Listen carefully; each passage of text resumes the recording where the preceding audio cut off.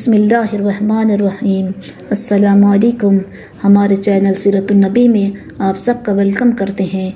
हमारे प्यारे नबी मोहम्मद मुस्तफ़ा सल्लल्लाहु अलैहि वसल्लम के ज़िंदगी के वाक़यात पैदाइश से लेकर वफ़ात तक हम आप सबको वाकिफ़ करवाएंगे। हमारे प्यारे नबी मोहम्मद मुस्तफ़ा सल्लल्लाहु अलैहि वसल्लम के सीरतुन्नबी का घरों में पढ़ना और सुनना हमारे घरों में बरकतें राहतें आएंगे।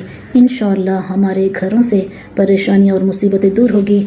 आप सबसे गुजारिश है कि हमारे चैनल सीरतुन्नबी को सपोर्ट कीजिए और ज़्यादा से ज़्यादा इस वीडियो को उम्मत मुस्लिमा तक पहुँचाइए। बिस्मिल्लाहिर्रहमानिर्रहीम।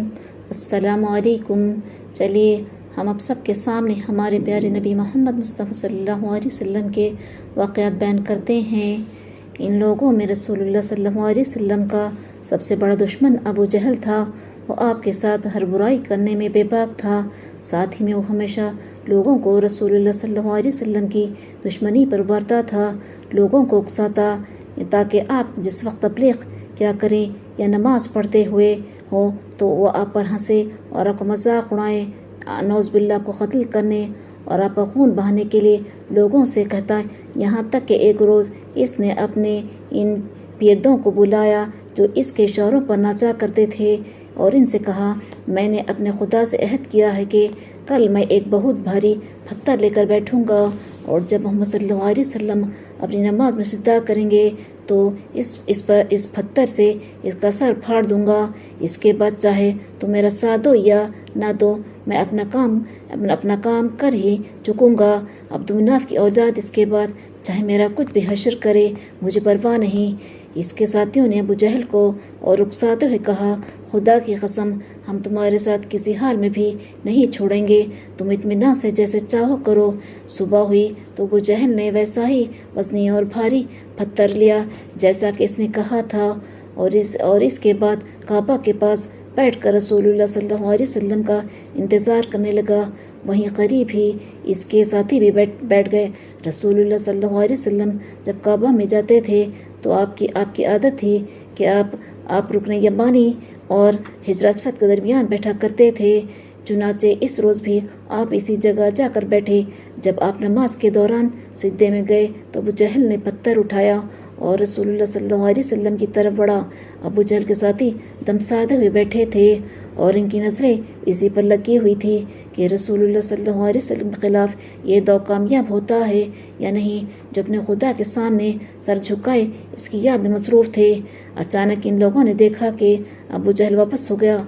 इसका चेहरा जर्द हो रहा था और इसकी आंखें उबली पड़ रही थी। इसने मजबूती से पत्थर को पकड़ रखा था और उसे वापस अपने सीने के साथ टिकाने की कोशिश कर रहा था। एकदम लोग इसकी तरफ बढ़े और इससे पूछे, अबुल हकम तुम्हें क्या हुआ?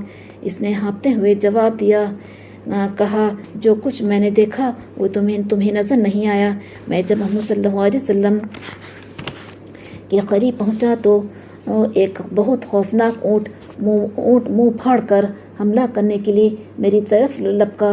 वो मुझे लुक़मा बना लेना चाहता था। मैं उसे देख कर ही घबराहट में वहाँ से भाग कर आया, वरना मेरी जान बचनी मुश्किल थी। अबू जहल के जवाब पर सब लोगों को बेहद ताज्जुब हुआ और वो ये समझे कि इसने जो इतना बड़ा अहद किया था इससे बचने के लिए अब इस किस्म के बहाने खड़ रहा है। इनमें से एक को इस पर बहुत गैरत आई। चुनाचे अब इसने पत्थर उठाया और उसे लेकर रसूलुल्लाह सल्लल्लाहु अलैहि वसल्लम की तरफ बढ़ा ताकि जो काम अबू जहल न कर सका वो इसको कर दिखाएं। लेकिन वो भी एकदम इसी तरह वापस लौट आया जैसा अबू जहल इससे पहले लौट आया था। चुनाचे अल्लाह ताला ने रसूलुल्लाह सल्लल्लाहु अलैहि वसल्लम को दुश्मनों की चालों से बचाता रहा। इस तरह रसूलुल्लाह सल्लल्लाहु अलैहि वसल्लम के साथ कुरैश की कोई भी चाल कामयाब नहीं होती थी। इसलिए अब उन्होंने कमज़ोर किस्म के मुसलमानों की तरफ रुख किया और इन्हें तकलीफ़ें पहुंचाकर दिल की भड़ास निकालते। इस मामले में सारे कबीलों ने एक होकर अहद किया कि कमज़ोर मुसलमानों को सताएंगे। उन्होंने कहा कि हम में से जिसके पास भी कोई ग़ुलाम या बांदी या नौकर ऐसा हो जिसने इस्लाम कबूल कर लिया हो, इसको हर तरीक़े से तकलीफ़ें और अज़ाब देंगे ताकि वो अपने नए दीन से बेजार होकर दोबारा पुराना मज़हब अख्तियार कर ले। इस फैसले के बाद مشرکوں نے تو اپنے مسلمان غلاموں پر ایسے ایسے بھیانک ظلم کیے کہ انہیں سن کر رونگٹے کھڑے ہو جائیں اور پتھر کا دل بھی لرز اٹھے۔ انہیں قید میں ڈال کر بھوکا پیاسا مارتے، تپتے ہوئے پتھروں اور ریت پر انہیں لٹاتے اور آگ کی طرح تپتی ہوئی اور گرم گرم سلاخوں سے ان کے جسموں پر کچوکے لگاتے اور پھر انہیں پانی میں ڈوب دیتے تھے۔ ان مسلمانوں میں اکثر لوگ نہایت مضبوط ایمان اور مضبوط دل کے تھے۔ وہ بڑی سے بڑی مصیبت اور تکلیف سہتے، سخت سے سخت ظلم برداشت کرتے، مگر ہرگز اپنی بات سے نہ پھرتے۔ اپنے خدا، اپنے پیارے رسول اللہ صلی اللہ علیہ وسلم کا جو عشق اور جو محبت ان کے دل میں کھر چکی تھی، وہ بڑے سے بڑے ظلم کے بعد بھی نہ نکل سکی۔ نہ وہ مشرکوں کے سامنے جھکے اور نہ انہوں نے اپنے دین کو چھوڑا، بلکہ نہایت مضبوطی سے اپنے ایمان اور اسلام پر قائم رہے۔ چنانچہ ایسے لوگ جنہوں نے اپنے دین کو نہیں چھوڑا بلکہ یہ ہیبتناک ظلم سہتے رہے، یہ تھے حضرت عمار بن یاسر، ان کے والد حضرت یاسر اور ان کی والدہ حضرت سمیہ رضی اللہ تعالیٰ عنہ۔ یہ لوگ شروع میں ہی مسلمان ہو گئے تھے۔ چنانچہ قبیلہ بنی مخزوم کے لوگ ان کے ساتھ یہ کرتے تھے کہ انہیں کپڑے اتار دیتے، اور جب دوپہر کی جھلسا دینے والی گرمی انتہائی تیز ہو جاتی تو انہیں آگ کی طرح تپتے ہوئے پتھروں پر لٹا دیتے، کبھی انہیں آگ میں جلاتے اور کبھی پانی میں ڈالتے تھے۔ اگر ادھر سے رسول اللہ صلی اللہ علیہ وسلم کا گزر ہوتا اور آپ انہیں یہ بھیانک عذاب سہتے ہوئے دیکھتے تو فرماتے، اے یاسر کی اولاد، صبر کرو، تمہارا ٹھکانہ جنت ہے۔ یہ تکلیفیں سہتے سہتے حضرت یاسر رضی اللہ تعالیٰ عنہ کا انتقال ہو گیا۔ یہ دیکھ کر ان کی بیوی حضرت سمیہ رضی اللہ تعالیٰ عنہ نے ابو جہل کو بہت کچھ برا بھلا کہا۔ ابو جہل اس وقت کوئی ہتھیار لیے ہوئے حضرت سمیہ رضی اللہ تعالیٰ عنہ کے سر کے پاس کھڑا ہوا تھا اور انہیں بھی اذیتیں دے رہا تھا۔ اس نے یہ سنا تو طیش میں آ کر اسی ہتھیار سے حضرت سمیہ رضی اللہ تعالیٰ عنہ پر بھی وار کیا اور وہ اس گھاؤ کو نہ سہ سکی اور اسی وقت ختم ہو گئی۔ اس طرح حضرت سمیہ رضی اللہ تعالیٰ عنہ اسلام کے راستے میں شہید ہونے والی سب سے پہلی خاتون تھی۔ جن مسلمانوں کو مشرکوں نے آگ سے تکلیفیں اور اذیتیں پہنچائی، ان میں سے ایک حضرت خباب رضی اللہ تعالیٰ عنہ تھے۔ ان کی مالکن لوہے کی سلاخیں آگ میں گرم کرتی اور پھر ان سے حضرت خباب رضی اللہ تعالیٰ عنہ کے جسم پر کچوکے لگاتی تھی۔ حضرت خباب رضی اللہ تعالیٰ عنہ نے اپنی یہ مصیبت رسول اللہ صلی اللہ علیہ وسلم سے بیان کی تو آپ نے خدا سے دعا کی، خدا یہ خباب کی مدد فرما۔ آپ صلی اللہ علیہ وسلم کی دعا فرمانے کے بعد اچانک حضرت خباب رضی اللہ تعالیٰ عنہ کی مالکن کے سر میں کوئی تکلیف ہو گئی۔ لوگوں نے اور حکیموں نے اس کا علاج اس کو یہ بتلایا کہ وہ سر میں لوہے کی تپتی ہوئی سلاخیں لگوایا کریں۔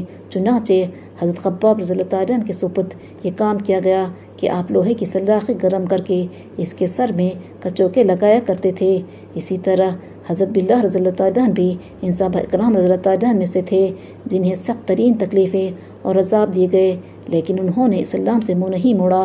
ان کا ملک امیہ بن خلف پہلے تو انہیں بھوکا پیاسا مارتا اور پھر اسی حالت میں انہیں باہر لے جاتا، اور دوپہر کو جب گرمی پورے شباب پر ہوتی تھی اور پتھر آگ کی طرح تپتے ہوئے ہوتے تھے، اس وقت وہ حضرت بلال رضی اللہ تعالیٰ عنہ کو ان جلتے ہوئے پتھروں پر ننگے بدن سیدھے لٹا دیتا اور پھر بہت بڑا پتھر منگا کر ان کے سینے پر رکھ دیتا۔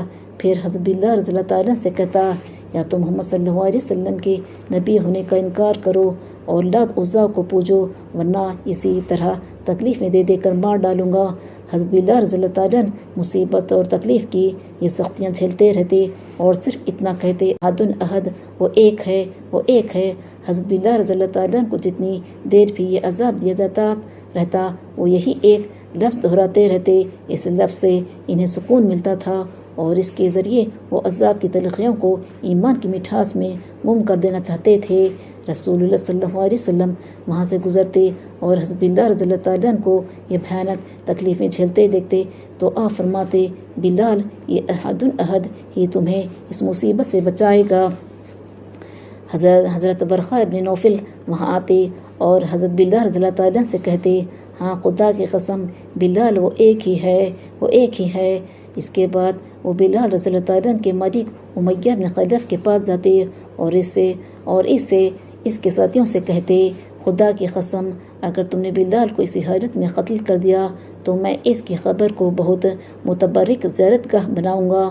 حضرت بلال رضی اللہ تعالیٰ عنہ اسی طرح مصیبتیں جھیلتے رہے، یہاں تک کہ ایک روز امیہ بن خلف کے پاس حضرت ابوبکر صدیق رضی اللہ تعالیٰ عنہ آئے اور اس سے کہا، کیا اس غریب کو ستاتے ہوئے تمہیں خدا کا خوف نہیں آتا؟ اس نے کہا، تم نے ہی اس کو خراب کیا، تم خود ہی اسے بچا لو۔ حضرت ابوبکر رضی اللہ تعالیٰ نے کہا، میرے پاس ایک غلام ہے جو تمہارے ہی مذہب کا ہے، میں وہ غلام تمہیں اس کے بدلے میں دے دوں گا، مجھے منظور ہے، تم اسے لے سکتے ہو۔ اس نے کہا۔ حضرت ابوبکر رضی اللہ تعالیٰ نے اپنا غلام فسطاس رومی امیہ بن خلف کو دے دیا اور بدلے میں حضرت بلال رضی اللہ تعالیٰ کو لے کر انہیں آزاد کر دیا۔ اس کے بعد حضرت ابوبکر رضی اللہ تعالیٰ نے بہت سے ایسے غلام خریدے جو کمزور قسم کے تھے اور مسلمان ہونے کی وجہ سے طرح طرح کی مصیبتیں اٹھا رہے تھے اور انہیں آزاد کر دیا۔